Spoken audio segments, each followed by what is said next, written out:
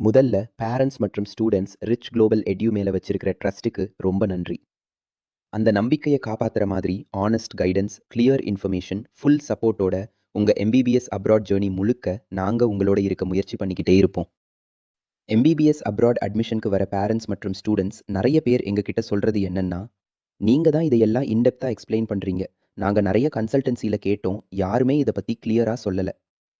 நீங்க ப்ரூஃபோட எக்ஸ்பிளைன் பண்றத பார்த்ததுக்கு அப்புறம் தான் உங்ககிட்ட தான் அட்மிஷன் ப்ராசஸ் பண்ணணும்னு டிசைட் பண்ணினோன்னு சொல்றாங்க. இப்படி டிரான்ஸ்பரண்டா ஒவ்வொரு கண்ட்ரியோட ப்ளஸ் மைனஸையும் நேஷனல் மெடிக்கல் கமிஷன் ரூல்ஸோட கம்பேர் பண்ணி எக்ஸ்பிளைன் பண்ண முடிஞ்சதுக்கான காரணம் என்னன்னா, நாங்க ஒரு கண்ட்ரி மட்டும் ஒர்க் பண்ணல. 20+ கண்ட்ரீஸ்ல யூனிவர்சிட்டிஸ் கூட டைரக்ட் அட்மிஷன் பார்ட்னரா ஒர்க் பண்றோம். அதனால பாரபட்சம் இல்லாம கம்பேர் பண்ணி சொல்ல முடியும். 2022க்கு முன்னாடி ஜார்ஜியா போன்ற அடியா நாடுகளுக்கும் அட்மிஷன் பண்ணிட்டு இருந்தோம். ஆனா இப்போ ஜார்ஜியாக்கு ரெக்கமெண்ட் பண்றது இல்ல.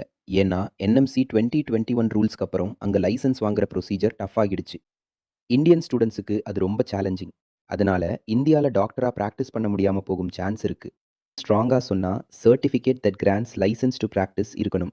அதுதான் மெயின் ரிக்வயர்மெண்ட். இதையே என்எம்சி 2026 மார்ச் 6ஆம் தேதி ஃபாரின் மெடிக்கல் கிராஜுவேட்ஸுக்காக வெளியிட்ட நோட்டீஸ்லையும் கூட கிளியரா சொல்லியிருக்காங்க. must procure certificate which grants them license to practice allopathy in that country.